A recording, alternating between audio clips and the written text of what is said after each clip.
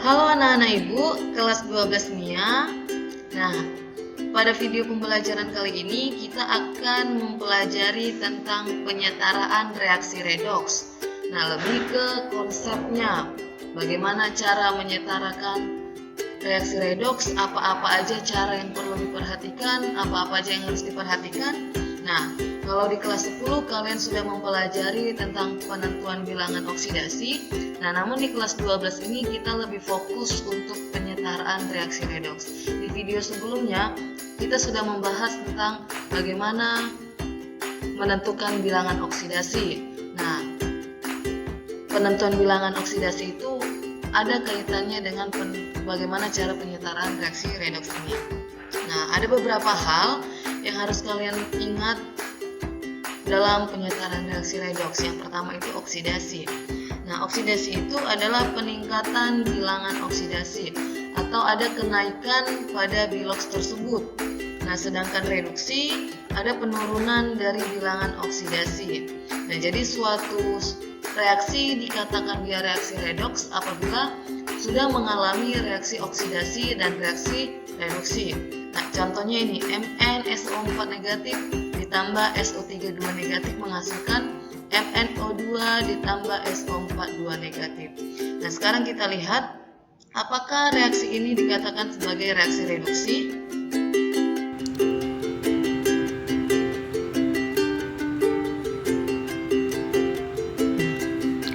Nah, di sini sudah ada reaksi redoks ataupun reaksi oksidasi reduksi.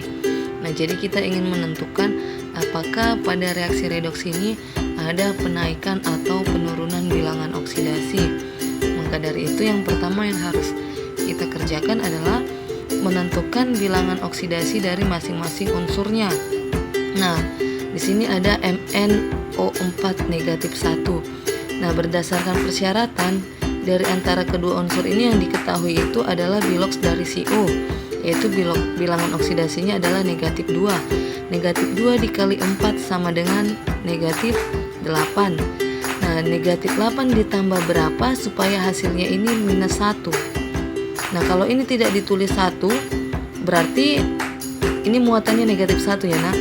Nah, berarti negatif 8 tambah berapalah supaya hasilnya negatif 1.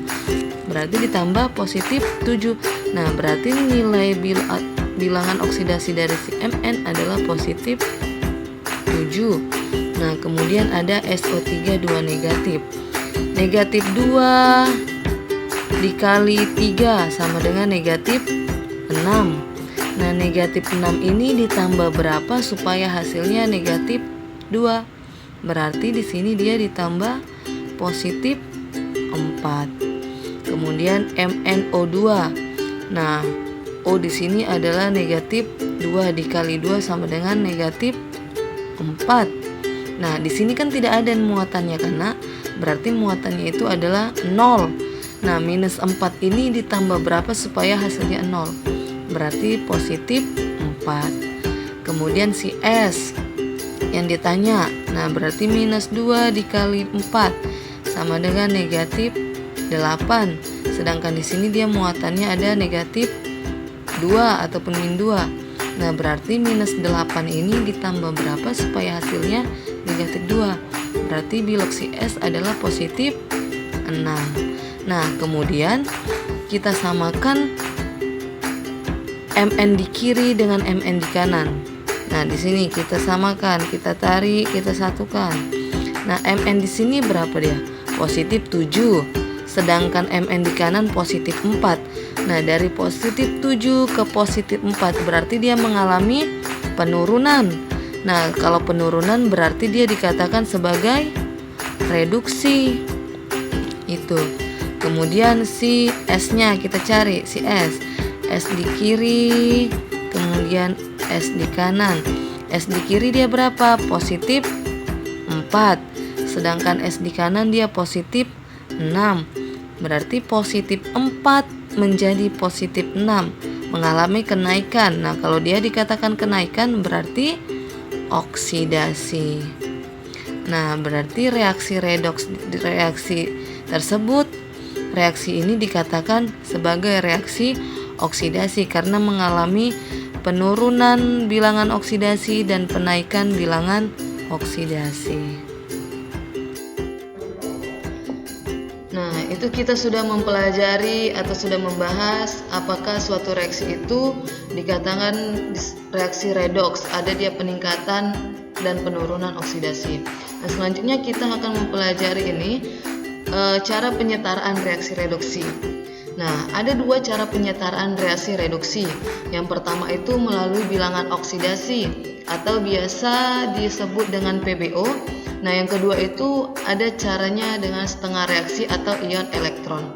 Nah, jadi untuk menyetarakan reaksi redoks, selain kalian harus menentukan apakah suatu reaksi tersebut dikatakan sebagai reaksi reduksi oksidasi, nah caranya harus dengan ini untuk menentukan reaksi itu sudah setara atau belum. Ada dua dia caranya, inilah dia PbO dan setengah reaksi. Nah, kemudian selain caranya, kita juga harus memperhatikan suasana reaksi tersebut. Dia ada suasana asam dan suasana basa. Nah, kita lihat dari mana. Nah, kalau dia asam berarti dia H positif. Di suatu reaksi itu ada dia unsur H positifnya. Sedangkan basa ada unsur OH negatif atau senyawa OH negatif. Nah, kemudian bagaimana dia kalau suasananya dalam keadaan asam?